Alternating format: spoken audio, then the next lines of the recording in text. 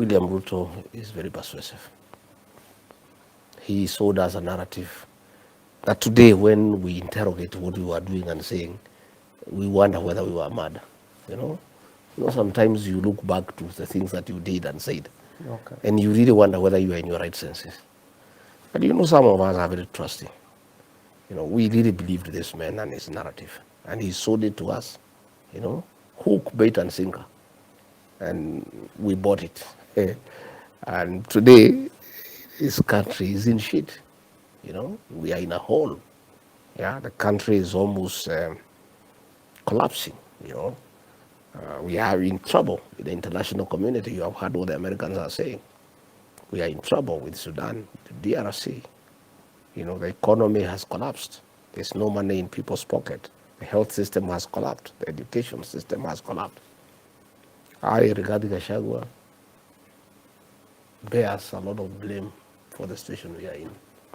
And I'm very sorry to the people of Kenya. And I once more want to take this opportunity to apologize to the people of Kenya for the role I played in birthing the current leadership that has caused misery and desperation to the people of Kenya by reading the payslip and by making life unbearable.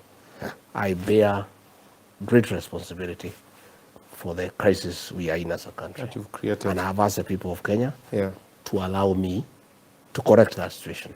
Okay. And I will. Okay. Together with other like-minded Kenyans and the people of Kenya, we must correct that situation. So this situation you said you put Kenyans into, you said you put a lot of work and effort around making William Ruto president. Yes, I did. You also helped fund it. Yes. How much money did you contribute in the campaign? Well, I don't know what to say because I don't think it's necessary, but I put quite a bit of money. I put a lot of emotions. Okay. I put a lot of time. And in the process, I also wronged many people. I also made enemies with many people whom I had no business making enemies with. And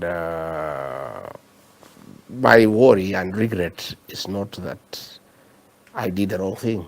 Okay. It's the result of what I did. What you did. The problems the people of Kenya are going through, the anguish, the pain, the frustration. Businesses have collapsed. Pending bills have not been paid. People cannot provide food on the table.